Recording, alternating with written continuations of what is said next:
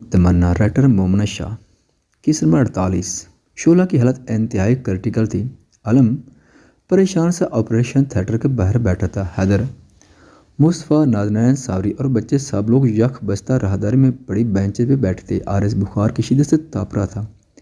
नाज़नीन अभी उसका चेकअप करवा कर आई थी। उसे दवा पिलाकर अब नाज़नीन उसे सुलाने के जतन कर रही थी। अब तो 3 घंटे होने को आ गए थे, मगर शोला का ऑपरेशन भी मुकम्मल नहीं हो सका था। आखिर काफ़ी इंतज़ार के बाद सर्जन बाहर आए थे। आलम बेताब सा उनकी जानिब लपका था। फिक्र की कोई बात नहीं, वो अब खतरे से बाहर है, डॉक्टर ने मुस्कुराकर बताया, और वहाँ से चले गए। आलम शोक करता आसमान की जानिब देखकर मुस्कुराया था। मैं आता हूँ, वो दमकते चेहरे के संग कहता वहाँ से निकल गया था। वो 2 रकात शुक्राने के नफल अदा करके वापस आया तो तब तक उसे ICU में शिफ्ट कर दिया गया था, पर इस वक्त उससे मिलने की इजाज़त किसी को नहीं थी। तुम सब घर जाओ, आराम करो, मैं यहाँ हूँ। आलम ने इन चारों को घर जाने का कहा। नहीं भैया, हम यहीं रह गए आपके साथ। नाज़नीन सिरे से ही मुँह कर गए।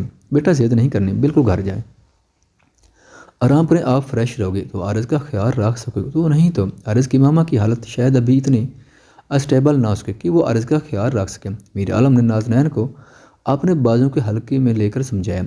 पर भाई, उसने एहतजाज करना चाहा, पर वर कुछ नहीं, बस अब तुम सब घर जाओ। मीर आलम ने संजीदगी से कहा तो नाचार उन अब को वो सब को उसकी बात माननी पड़ी। थोड़ी देर में वो सब घर जा चुके थे और आलम तनहा बैठा था। उसका सारा शदीद तकलीफ के बहस फट रहा था। बेशक शोला अब खतरे से बाहर थी, मगर फिर भी वो उसके लिए बहुत फिक्रमंद था। उसे अभी तक होश नहीं आया था। अब आलम उसे खोने की सकत नहीं रखता था। वो अपनी हर गलती के बाद भी उसकी मोहब्बत को जुटला नहीं पाया। वो उसके निकाह, उसकी ज़िंदगी और उसके दिल में आने वाली पहली औरत थी, और सबसे बड़ी बात उसके बच्चे की माँ थी। वो उसके लिए बहुत मोहतबर थी। नए दिन का सूरज एक बार फिर निकल चुका था। उसे भी होश आ चुका था। डॉक्टर ने आलम को उससे मिलने की इजाज़त दे दी थी। आलम ICU में उसके पास आया। उसका वजूद मशीनों में जकड़ा पड़ा था। आलम ने उसके पास आकर उसका हाथ थामा। शोला की आंखें देर से वाह हुई। आलम को देख वो नकाह से हल्का सा मुस्कुराई थी। तुम ठीक हो? आलम ने उसके हाथ को लबों से छुआ। उसने नकाह से आंखें मूंद कर जवाब दिया। अब आलम धीरे धीरे उसके बालों पे हाथ फेर रहा था। धीरे धीरे से झुककर आलम ने उसके माथे पे बोसा दिया। क्या हुआ? शोला नाइफ सी आवाज़ में उससे पूछा तो उसे कई लम्हे खामोशी से तकने के बाद होले से मुस्कुराकर सार नफ़ी में हिलाता गोया हुआ। मैं डर गया था, अगर तुम्हें कुछ हो जाता तो तुम नहीं जानती मेरे साथ क्या होता। आलम का लहजा अब कदरे भीगा हुआ महसूस हुआ शोला को।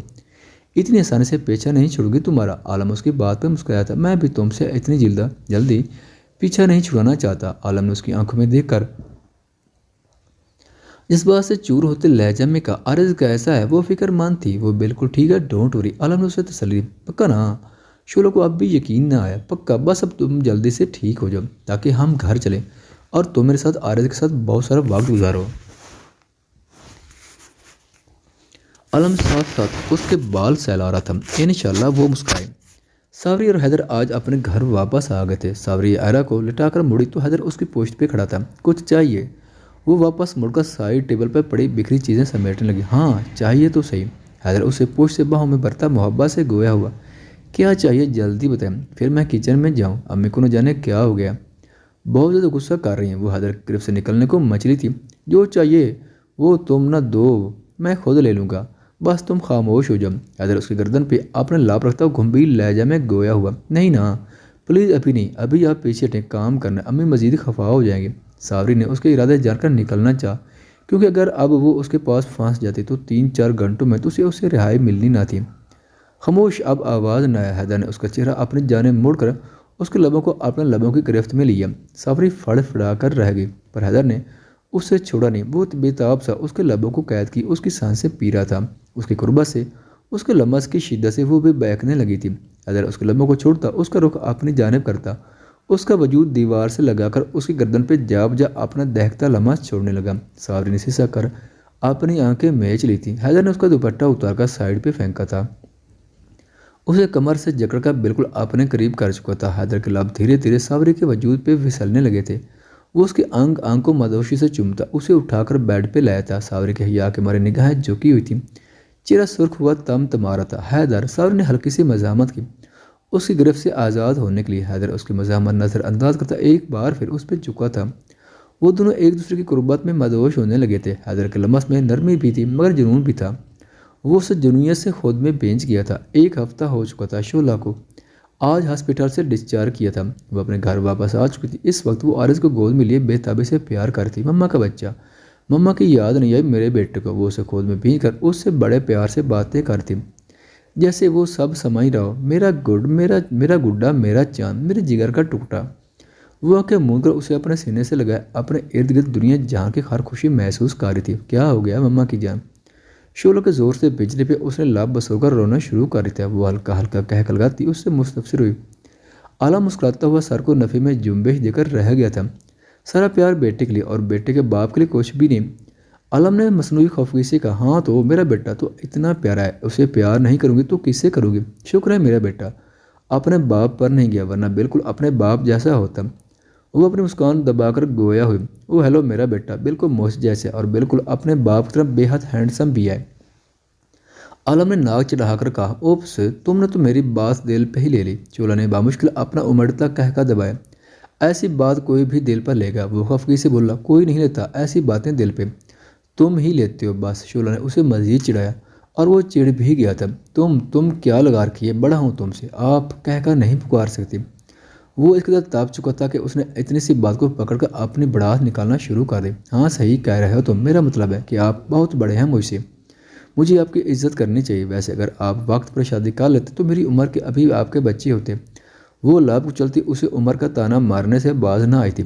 وہ مزید جل بھن کر رہ گیا تھا۔ بس بھی کرو اب، تم ہی کہہ کر بلاؤ مجھے، اب اتنا بھی بڑا نہیں ہوں میں۔ اس کے ماتھے پہ یکدم کئی بال نمودار ہوئے تھے۔ ارے نہیں، میں تم کہہ کر بالکل توہین نہیں کر سکتی آپ کے، میرے بابا سے آپ بمشکل 5 سال ہی چھوٹے تھے۔ نہیں، یہ گناہ میں نہیں کروں گی۔ اب اگر آپ کی اور میری شادی نہ ہوتی تو مجھے تو آپ کو انکل بولنا پڑتا، تو جب تب عزت لازم ہوتی مجھ پر، اب بھی ویسے ہی مجھے آپ کی عزت کرنی چاہیے۔ عالم کا چہرہ غصہ کی تمازا سے سرخ ہو چکا تھا۔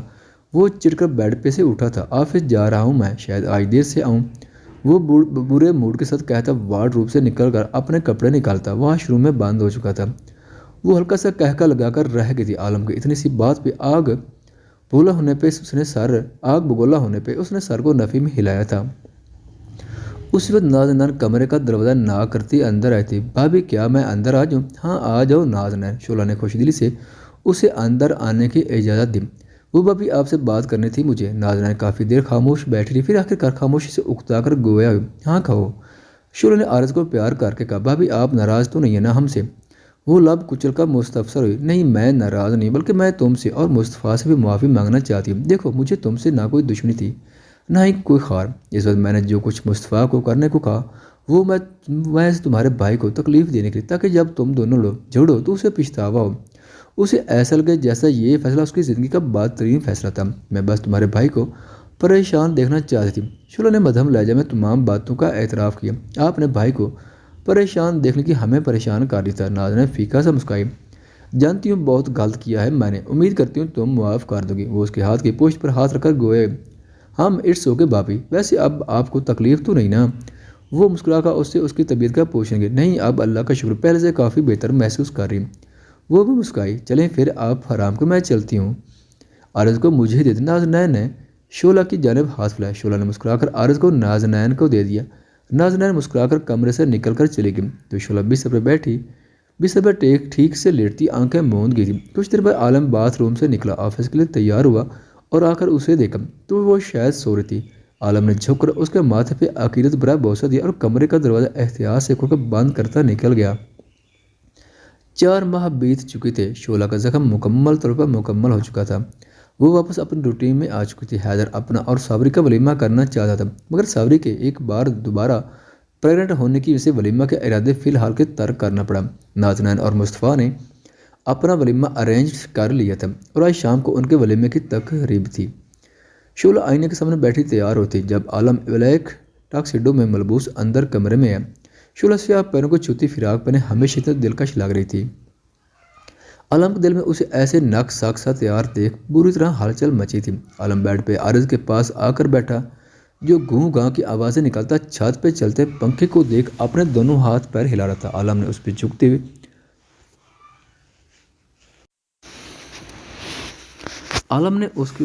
اسے بہت سارا پیار کیا اور پھر سیدھا ہو کر بیٹھا۔